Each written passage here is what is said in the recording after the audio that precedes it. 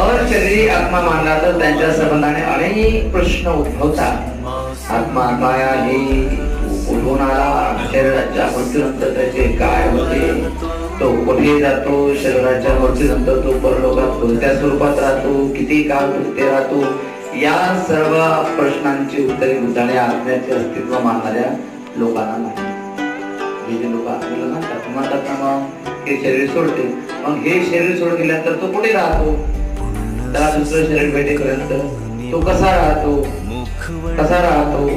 त्याचं काय होते, तो परलोकात कसा राहतो, पुन्हा किती काळ राहतो, किती वेळ राहतो, या सगळ्या प्रश्नांची उत्तर ते आत्मा मानणाऱ्या उपासकांना एखादी विचारायची. सांगा मग तुम्ही आत्म्याला मानता, आपणाला विचारायची, सांगा